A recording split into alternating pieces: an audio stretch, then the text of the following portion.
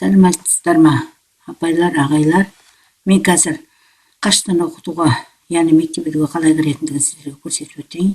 Бірінші жоспарларымызды қараймыз. Мына бөлікте барлық жоспарларымыз бар жоғы түгел екендігін.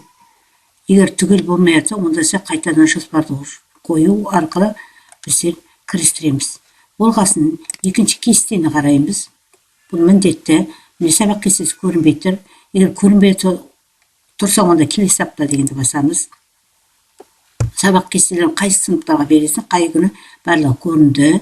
Енді материалдарға барамыз. Материалдардың ішіне, мысалы, мен 6 сыныпқа қазір материал салайын. Мысалы, 6 А сыныпқа салатын болсам, онда материалдардың астыңғы жағына мазмұн дегенге барамын. Осыны басамын. Осының ішінен, мысалы, 6 А сыныбына жоспардың мазмұнын қараймын. Менде барлығы бар жоғын. Бүгінгі сабағым 6 А сыныбына қандай сабақ болатындығын қараймын. Менің 6 А сыныбына келіп тұрған тақырыбым сілтемелер деген. Міне мына тақырып. Осының үстінен басамын. Ол жерде неше сағат екеніне қарамаңдар. Бастым. Болғаннан кейін применить этот план дегенді басамын. 6 классына енгізу үшін. Мына жерде барлық тақырыпқа шықты. Енді сілтемелер, міне аптасына 1 сағат. Біздерде қанша сағат екендігіні аптасын осы жерден негізгі сабақтан біз осы жерден көріп тұрады. Сағат санынан мен сілтемелерге бардым. Мінеки параграф 27 сілтемелер. Енді өңдеу. Өңдеу дегеніміз жоғары жағындағы мысалы әдебиеті қандай файл, видео, сілтеме, яғни оқушыға жіберетін заттарымыз осы жерде көрініп тұру керек. Үйге тапсырмамыз барлығы. Өңдеу өтемін. Өңдеу өткенде міне сілтемелер параграф 27 деп шықты. Үйге тапсырма параграф 27 деп шықты. Я болмаса басқа деп жазғым келсе, онда өзіңе байланысты өзгертесің. Қолдануға әдебиеттер тізімі, яғни осы 6 классы мысалы мен әдебиетіндегі авторын жазамын. Г. И. Салғараева. Салғараева.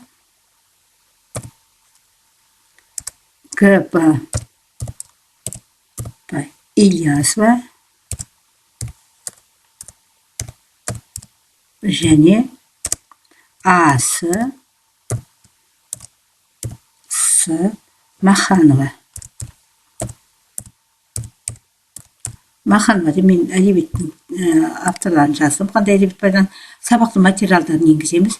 Бұл жерде енгізетін материалымыз PDF болу керек. Яғни PDF 1 гигабайттан аспау керек.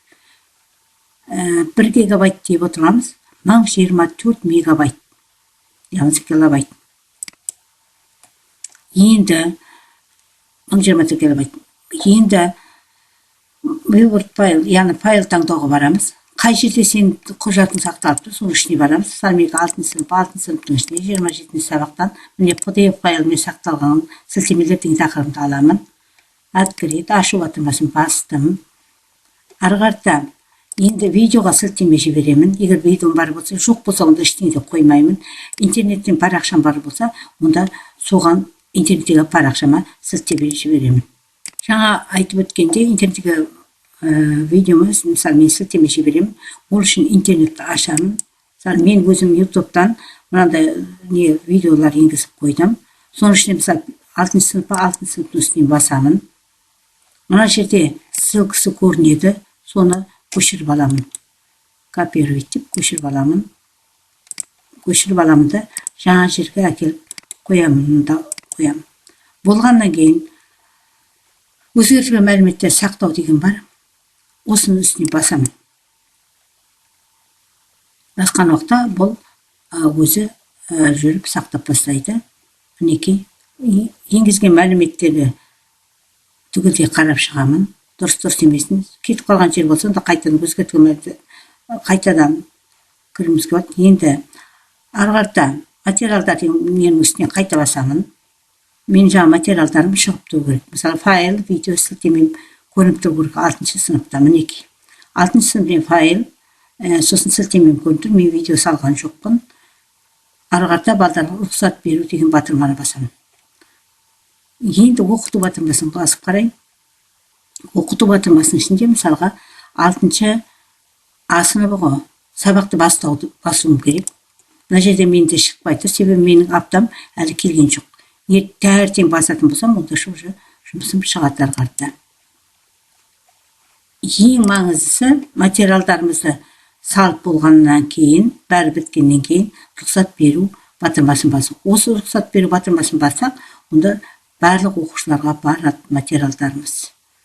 Осыменен аяқталды.